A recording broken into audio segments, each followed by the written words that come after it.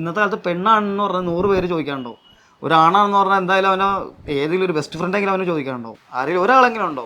ഈ ചോദിച്ച് അവർക്ക് കാര്യം പറഞ്ഞു തീർക്കാവുന്ന കാര്യമുള്ളൂ. അതില്ലാതെ സ്വന്തം തീരുമാനത്തിൽ ചില ആത്മഹത്യ 4-5 തരമാണ്.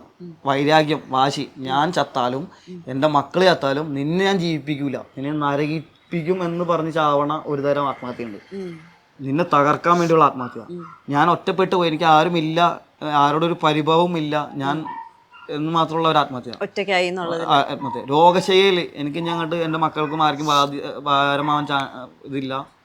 രോഗശൈലിയിൽ കൊണ്ടുള്ള ആത്മഹത്യ, അപമാനം കൊണ്ടുള്ള ആത്മഹത്യ, ഇത്രയാണ് ആത്മഹത്യ. ഇതിൽ ഏറ്റവും കൂടുതൽ ഞാൻ കണ്ടേക്കണതിൽ ഏറ്റവും കൂടുതൽ മറ്റുള്ളവനോടുള്ള പ്രതികാരം കൊണ്ടുള്ള ആത്മഹത്യയാണ്.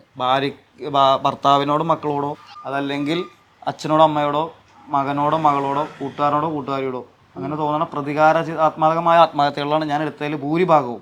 അതിലും ഭൂരിഭാഗവും ആണുങ്ങളുടെ ആത്മഹത്യയാണ് ഏറ്റവും കൂടുതൽ എടുത്തത്. കാരണം നിസ്സഹായാവസ്ഥ കൊണ്ട് ആത്മഹത്യ ചെയ്ത് കുറേ പേരുണ്ട്. അപമാനം അതാണ്.